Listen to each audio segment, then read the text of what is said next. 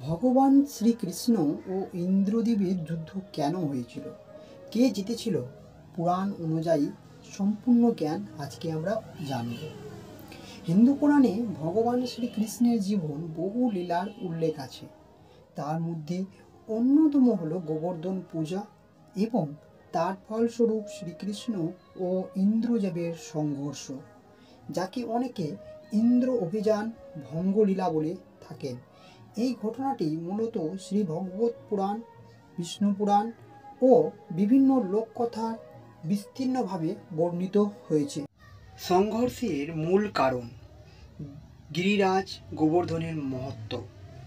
ব্রজবাসীরা বহু যুগ ধরে দেবরাজ ইন্দ্রের পূজা করে আসছিলেন, কারণ তারা বিশ্বাস করতেন যে ইন্দ্রদেব বর্ষা বর্ষণ করে ফসল ফলাতে সাহায্য করেন।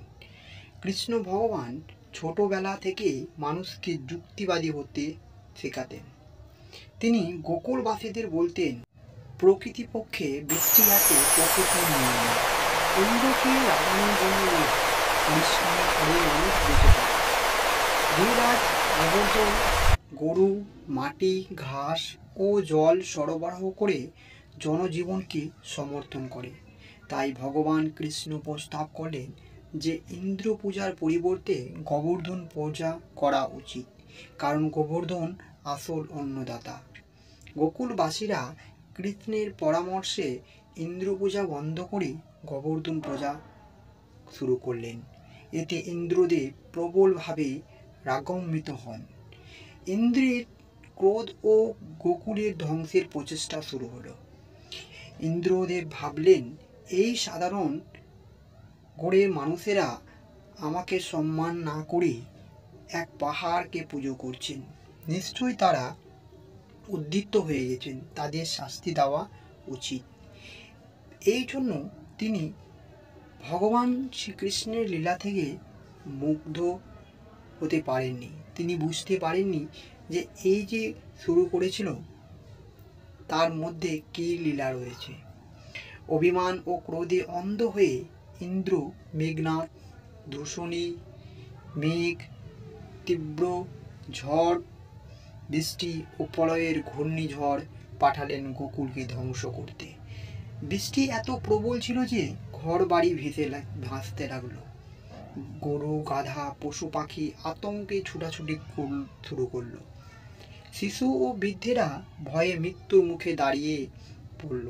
গোকুলবাসীরা দিশেহারা হয়ে কৃষ্ণের শরণে চলে গেলেন।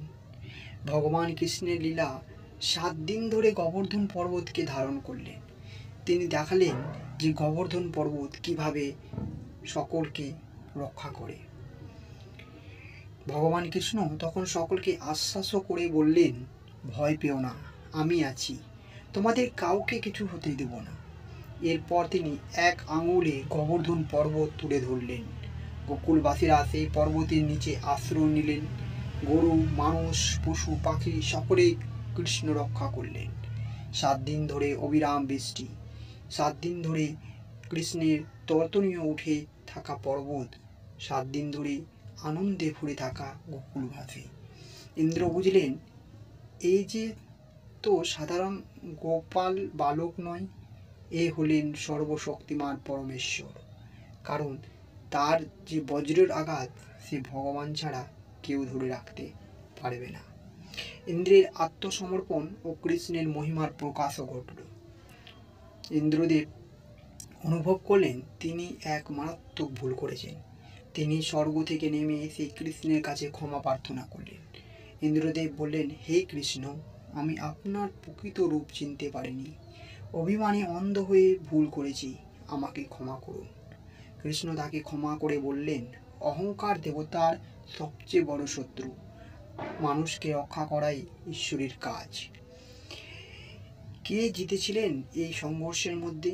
এই সংঘর্ষে জয়ী হয়েছিলেন ভগবান শ্রীকৃষ্ণ, কারণ কৃষ্ণ গোকুলকে রক্ষা করে ইন্দ্র নিজের ভুল স্বীকার করে কৃষ্ণর কাছে ক্ষমা প্রার্থনা করলেন। কৃষ্ণের মহাশক্তির সামনে ইন্দ্র বিনষ্ট হয়ে মাথা নত করেন। গোবর্ধন লীলায় কৃষ্ণ নিজেকে ভগবান রূপে প্রকাশ করলেন। প্রকৃত ঈশ্বর কারো উপর রাগ করে না। অহংকার কি কাউকে পতনের দিকে নিয়ে যেতে পারে। মানুষের কল্যাণে সর্বোচ্চ ধর্ম।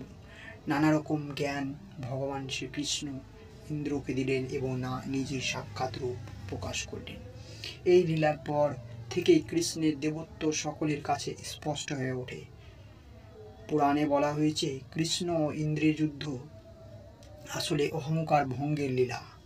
ইন্দ্র রাগ ও অভিমান গোকুলবাসীদের ওপর বিজস্ত নামিয়েছিলেন, কিন্তু ভগবান কৃষ্ণ নিজের পরম শক্তিকে সবাইকে রক্ষা করলেন। শেষে ইন্দ্র ক্ষমা চেয়ে কৃষ্ণের সিদ্ধান্ত স্বীকার করেন। পরিণামে জয় হয় ভগবান শ্রীকৃষ্ণের। পরাজিত হন অহংকারী ইন্দ্রদেব।